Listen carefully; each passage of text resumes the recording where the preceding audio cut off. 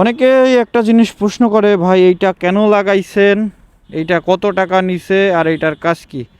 তো প্রথমত এইটা কেন লাগাইছি সেটা বলি। এইটা হচ্ছে এইখান থেকে, এখন তো বৃষ্টির দিন, বৃষ্টির দিনে যে পানি টানি এইখান থেকে যে ছিটে ইঞ্জিনের দিকে, ওই পানিটা ইঞ্জিনের দিকে না ছিটে এইখানে লাইগা নিচের দিকে পড়ে যায়।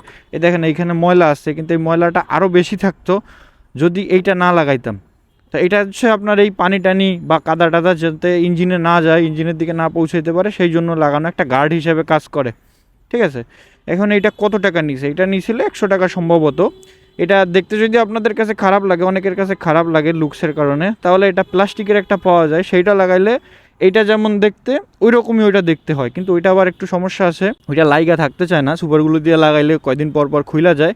আর যদি এইখান থেকে একটা ফুটা করে লাগাইতে পারেন, তাহলে ওইটা দিয়ে আবার অনেক দিন পাওয়া যায়। তবে হয় কি, আপনার এই মাঠগাটটা নষ্ট হবে, যে কারণে ওইটা আমি পছন্দ করি না। আর এইটা লাগানোর কারণ হচ্ছে এটা একটু ছড়ানো, যে কারণে একটু কভারটা বেশি করে, পানিটা আটকায় বেশি। আর এটা কত টাকা নিছে? এটা নিচে হচ্ছে আমার কাছ থেকে 100 টাকা লাগানো সহ, এখান ভিতর থেকে সুপারগুলো দিয়ে লাগাই দিয়েছে, বুঝছেন।